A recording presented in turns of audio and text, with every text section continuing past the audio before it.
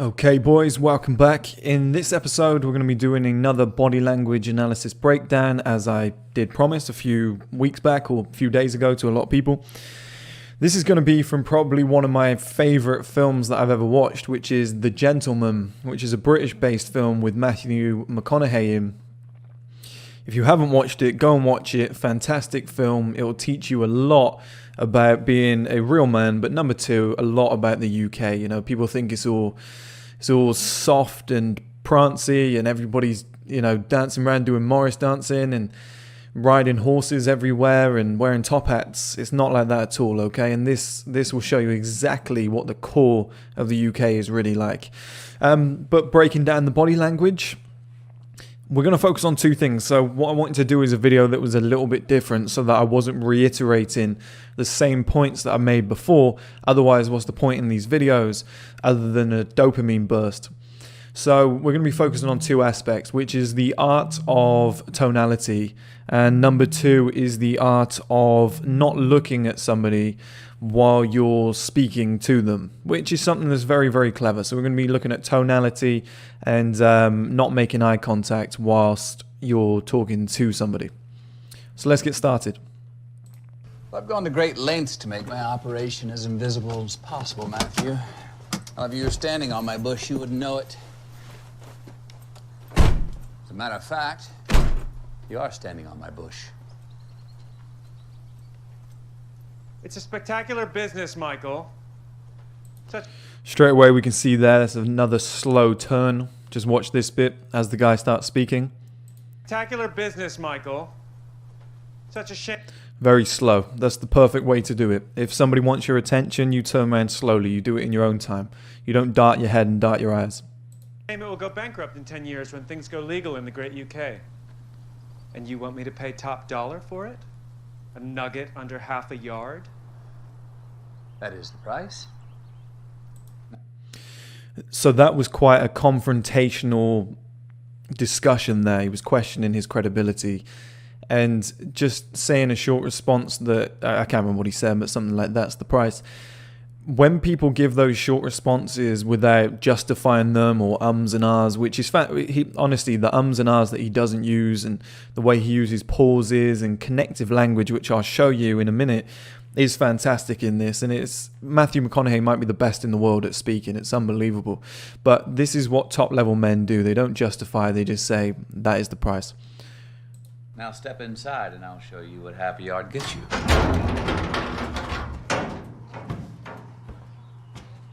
Ooh, delightful tool shed for $400 million. Is the ball peen hammer included? Of course it is. Now let me show you the nails. So it's the same again. He's being challenged. His credibility is being challenged. And another short response. Of course it is. Now let me show you the nails. There's no justification because he knows what's down there, but there's no justification. He's not trying to explain himself. That's very, very classy.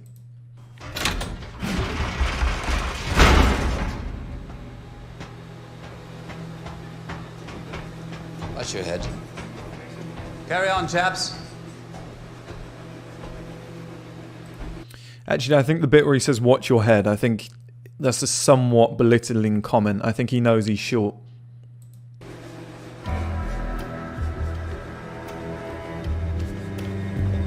And I know this part here is done for dramatic effect, but the way he stopped and just kind of looked over his empire, he's pausing for dramatic effect in the film. I know the scriptwriters have probably put that in, but he's pausing for dramatic effect for a power purpose as well. It's a power play. He wants to stop, look over everything, and just stay quiet and get the guy's reaction. It's very clever. England's green and pleasant land. Those are some nails. Location, staff, technology. So here's the start of him not making eye contact. Obviously, he's looking over here. The guy's way back here. He's not talking louder as well. He's talking at a nice, comfortable tone, a Matthew McConaughey tone. And he just expects this guy to keep up and hear him. And anybody who leads, I know he's showing him around his facility, but the person who leads is usually the one in the power position. You think if you've joined a new company and somebody has to show you around, you have to do that kind of tailing them around the building shit, and you have to act interested. So here's the toilets, and you put your head in, nice. You don't really give a shit, but you kind of have to do that because they are the authority in that scenario, and that's exactly what's happening here. So you're buying the substructure for the superstructure to come. And with purchase, you would inherit the best sites available, the finest botanists and herb sommeliers in the world, as well as... I just want to take this back so you guys can listen to the tonality. There's nothing I can really do here to explain it. Just listen to the pacing. I can't draw lines or show you exactly where it's happening, its tonality. But just listen to the pacing and the steady tone that he uses. It's so good. Matthew McConaughey might be the best in the world. Just listen to this, guys. Location, staff, technology. So you're buying the substructure for the superstructure to come. And with purchase, you would inherit the best sites available, the finest botanists and herb sommeliers in the world, as well as... Like I said, the pacing of that is fantastic. It's the perfect amount of words. It's the perfect pace. He's not using ums and ahs.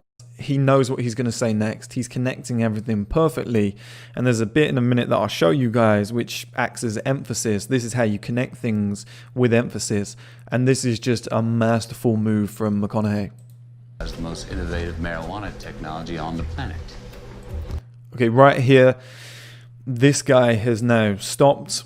He's looking around, he's interested, and he's making Matthew stop, which subconsciously is another power play.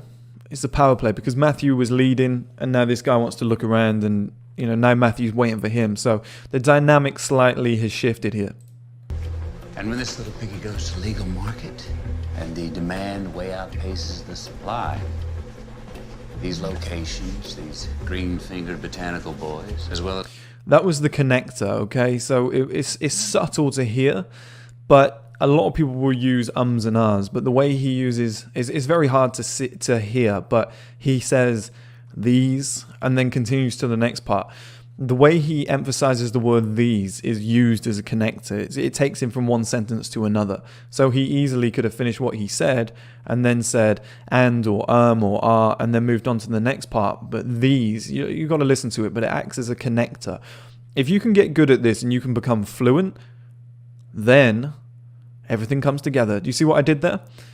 I could easily have used an or an are, but if you can get good at that and keep everything flowing, and then use a connective word like a then or a these or how or something, these words can then fire into your next sentence, and it makes you absolutely captivating to listen to. We'll see if we can find it. Listen out for these.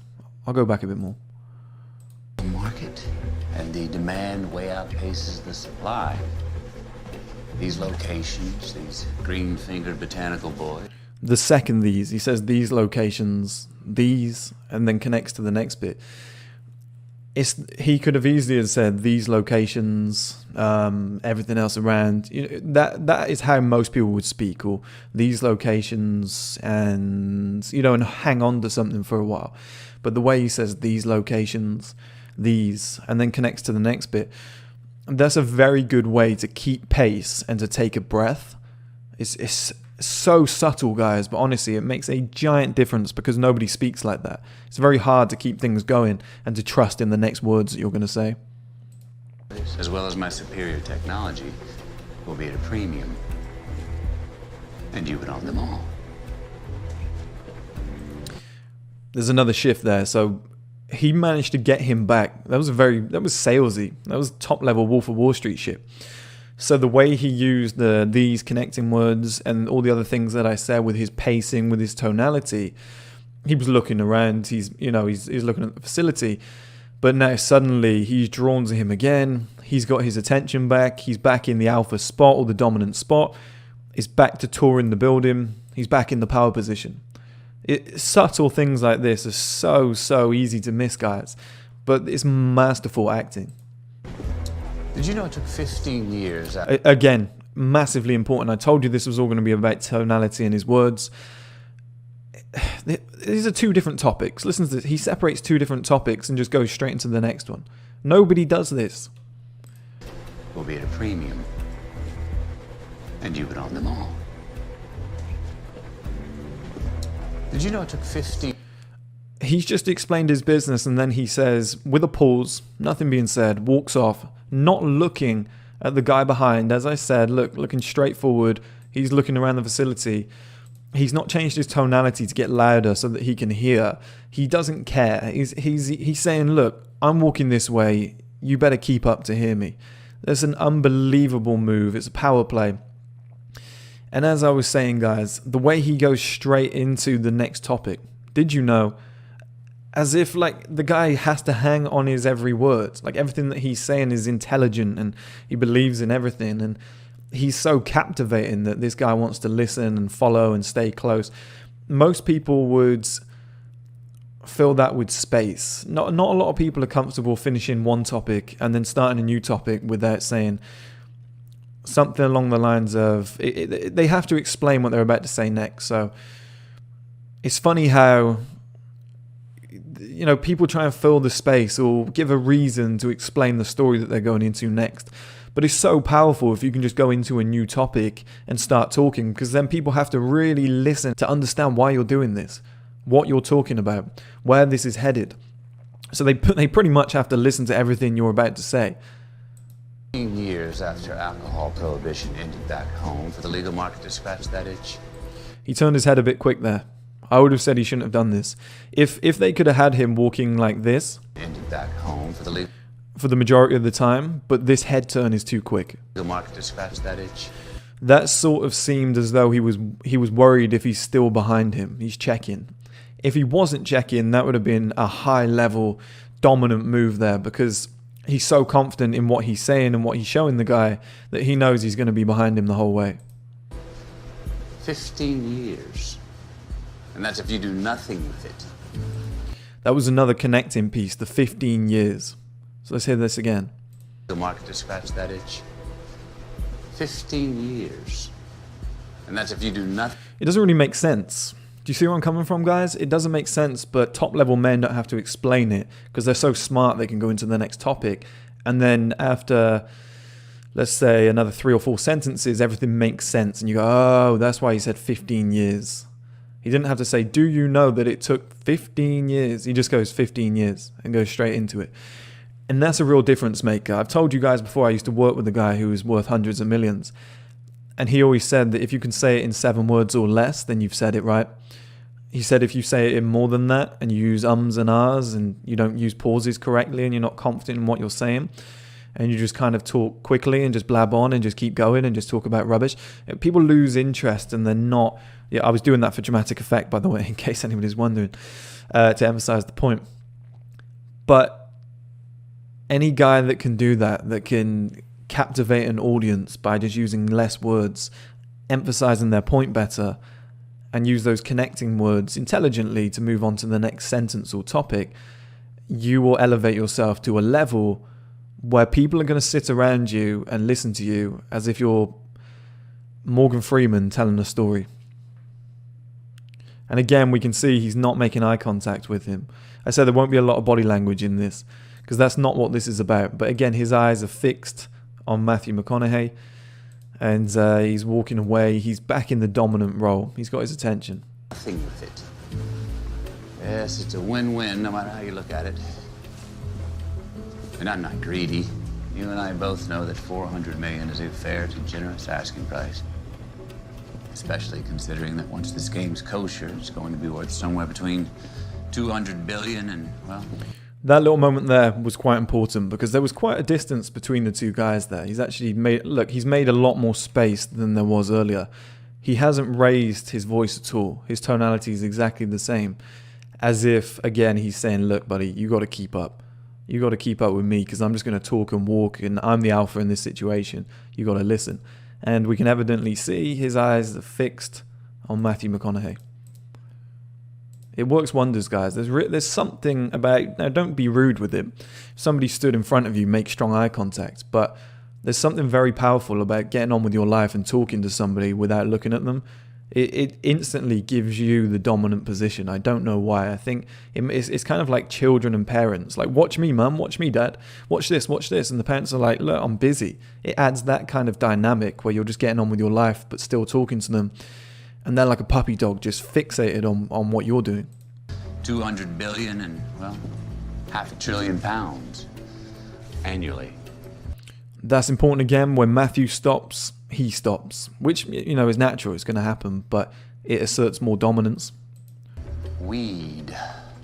Bush. And now we have the typical eye contact face-off. There's a bit of distance between the guys, but that's what we've got here. We've got a face-off, so we can compare body language and eye contact. Skunkamola. White Widow super cheese. It's the new gold rush. This is the thin end of a very fat wedge, sir. There's very strong eye contact from the guy listening, but as we know, it's harder to talk and make eye contact, which is pretty much 80-90% of the time what Matthew McConaughey did here. Super cheese. So he's talking whilst making eye contact. Very tough to do, but if you can do it with the tonality that he's using and those connecting words, you're Hollywood actor level. New gold rush. This is the thin end of a very fat wedge, sir. If it's such a fat... The other thing I didn't mention as well is listen to the way he says fat wedge. I probably should have added some context to that, but the way he says that and he goes down at the end, every sentence goes down at the end, and it kind of closes out. I've told you guys before, you don't want to be like one of these Hollywood girls that raise their sentences at the end and everything sounds like a question and you sound dumb. It's just like a Kardashian inflation. I think that's what it should be called. Inflection, sorry. Top level men go down at the end of their sentences as if they've made their point now. They have everyone's attention and everyone's hanging on their final word. Sort of like that, the way I did it. Listen to this. New gold rush. This is the thin end of a very fat wedge, sir. See the way he faded that out? It's very subtle, but it's perfectly done. If it's such a fat wedge, why don't you keep it? That was another challenge. So those little pause moments are fantastic. Look at this. He challenges him here, but Matthew pauses for a second and is very unreactive actually. He looks slightly down, which I believe he's just thinking. I don't believe it's a sign of weakness. I believe he's thinking. Wedge, why don't you keep it? See, I've developed a reputation as a man who came up the hard. And then straight back with the eye contact. That was very, very powerful. But the way he paused and, yes, he's explaining himself, but the way he was unreactive kind of lets it flow through. Way. You could say that there's blood on these pretty white hands. The way he raised his hands up there as well, that's another key sign. They're not too high. Sorry, let me grab the tool. So they're not too high. So if he put them up around about here, quite an expressive zone, it would have been too much. It wouldn't have fitted the tonality that he's used. If they were too low, obviously we're not going to see them on camera because it's a face shot. But considering this is a face shot, ideally you'd want his hands to be up here. The director probably thought it would have been better to actually see his hands. But the fact that Matthew's gestured down here is excellent because that's actually kind of the midpoint zone, the truth zone, where you're not too expressive, you're not too negative, it's in the middle. A lot of presidents do it, MPs do it, I've shown you guys before. It's a great zone to make gestures in. Mark Bowden or Bowen, body language expert. He's the one who made the truth plane. Trying to get him on the podcast. Very busy guy, but I've spoken to him before, so hopefully I can get him on. But he's the one who created that. Get his books, guys. He's excellent. On these pretty white hands. But in the new business, once legal. There's so much in this by way of tonality. Listen, he goes into a whisper because I believe this came from the challenge. So like we said, he was challenged. He had to justify himself. He's used a whisper to draw attention back to how great his business is. This is a sales technique. I used to use this when I was doing telesales. My old boss, one of the best salespeople I've ever seen in my life, he said if you had a phone booth across the road, that was it, and you whispered to somebody that you had on the other end of the phone, he said, and you had a camera on that telephone booth, he said you would see them lean into the phone. And it happens every single time. As soon as you start whispering, people are drawn to what you're saying because it feels personal to them. It could be a secret. It's a hidden piece of information. It's a great little psychological trigger to use, especially on women. Women love that shit. Came up the hard way. You could say that there's blood on these pretty white hands. So that's coming now, the whisper. But in the new business, once... Did you see the way his head dipped as well? It's just natural. You just, even as an actor, if somebody starts whispering, it's just natural to kind of lean in. Watch this. These pretty white hands. But in the new business... See that subtle head movement? Did you see that, guys? Let's play it again. It's impossible. He probably didn't even act this bit. It's just the fact that somebody's whispering. Your body just involuntarily reacts. But in the new business, there. Once legal and under the jurisdiction of the respectable umbrella of Matthew McConaughey starts moving, the guy follows, which, like I said, he's shown him around the place, but it asserts dominance, because you're saying you're in my place. You follow me, I lead. This works well with women, actually. If you're out on a date, maybe you're looking at paintings or something, move on first. Move to the next point. Make her follow you. Subconsciously, it does a lot. Ministerial legitimacy. An enterprise like this will need...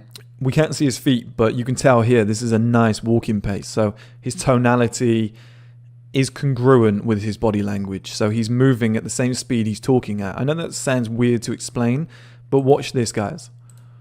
But in the new business, once legal and under the jurisdiction of the respect... Sorry, I missed a bit as well. We'll go back to that in a minute. Watch the way he holds eye contact whilst he moves away. This is very hard to do. Massively, massively important. Nobody does this. Watch this. Once legal and under the jurisdiction... See the way he held eye contact there whilst moving away? It's very rare. Try and do it. Now to the second bit that we mentioned. Watch his pacing. So he's talking at the same speed he's moving at. Now this might have been done by the actor for emphasis. Might have been done deliberately. But if it was very clever. Something you need to do in this world. You need to be congruent with the words that you're saying. Your body language needs to match. Your pacing. Imagine being aggressive but talking quietly. It'd be weird, right? That's what made Joker so good. The film Joker is, I'll do an analysis on it to show you the difference. But in the film Joker, he was acting crazy, maniacally, but he was saying sensible words. And then he was saying crazy words, but his face wasn't moving. Like he was doing everything opposite to what congruency should say. And that's why the performance was so good. I was sat in the cinema just in awe. I kept explaining it to my girlfriend at the time of how everything is back to front, and that's what gave the impression that this guy's nuts because nobody can predict what he's going to do next. Like he would be laughing whilst clenching his fists, or he would be crying whilst smiling and showing like happy body language, like grabbing his face, raising his hands up in the air as if he was celebrating a football goal. It was so weird. He did everything opposite. There was no congruency, and it made the film great. But you watch this pacing here, the congruency between the walk and the tonality. The respectable umbrella of ministerial legitimacy. An enterprise like this will need a face with a clean past, which... It's pretty much at the end of each sentence when he takes it down, he takes a step. You can almost hear his feet hit the floor at the end of each sentence. This is unbelievable. Watch this. Jurisdiction of the respectable umbrella of ministerial legitimacy. An enterprise like this will need a face with a clean past, which sadly, I do not possess. Retirement doesn't sound so bad. Long. Now this is quite subdued body language. Hands in the pockets, feet relatively close together, shoulders look pretty dipped. Nothing too special going on here. This looks like one of those CGI suits that they use for like Gollum and shit. But there's nothing special going on there. And that's what I mean. This is all tonality and pacing. It's unbelievable to watch because it's not like he's built like The Rock or he's wearing a perfectly fitted suit. It's very American fitted, that suit. It's not very British, apart from the Peaky Blinders cap. But there's nothing that he's done specifically here, body language wise, to be dominant or to be controlling. It's all in the pacing and the tonality. He's extremely aloof. Long walks in the countryside, pruning roses with my better half, raising... But the one thing I will mention is the slowness of his movement is mesmerizing. Watch this, guys. Watch how slow this walk is. Retirement doesn't sound so bad. Long walks in the countryside, pruning roses with my better half, raising... And it matches the tonality. Like I said, congruency is key. Some cubs. Another pretty slow turn, and he wasn't looking at the guy to begin with. That was pretty good. Earned it. Look, we both know growing is only 50% of the business. I don't think he should have nodded there. I think this is a good, strong eye contact moment. Tommy Shelby would have just stared him straight down. He wouldn't have moved. I think this is a mistake. I would have changed this. He shouldn't nod. Watch this. Look, We both know growing is only 50% of the business. I need your European connections. I've seen how the sausage is made. Now tell me about the butcher shops. Small smirk there. Small smirk grabbed the attention back to him. So I think Matthew McConaughey made a mistake with the nod. And then I think the small smirk, which you'll have to see as soon as it changes back to him, he's making a small smirk and he holds eye contact. So it's what you shouldn't do, what you should do. Watch this. Growing is only 50% of the business. I need your European connections. I've seen how the sausage is made. Now tell me about the butcher shops. There, very subtle. A lot of top level guys do it. Me and one of the community members the other day, looks like a cigarette. Me and one of the community members the other day, we were discussing, great eye contact here too, but we were discussing smiling, laughing. Is it a good thing to do? And I was saying, look, enjoy your life. Don't hold back. If you find something genuinely funny, then laugh, smile, whatever. But guys who do that too often, it's not a good sign. So those little smirks are fantastic. If you're always smiling, you're always showing teeth, always laughing what somebody's saying, is very agreeable.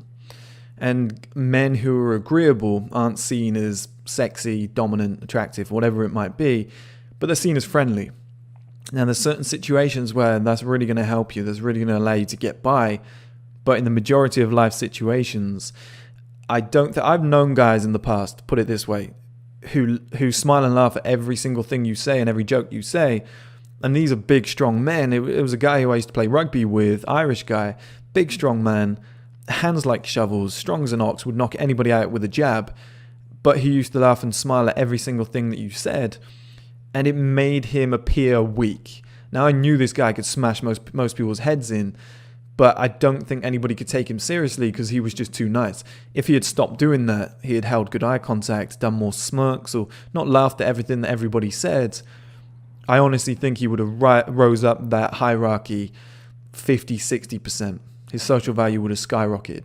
But he was a friendly guy. Everybody loved him. He did it his own way.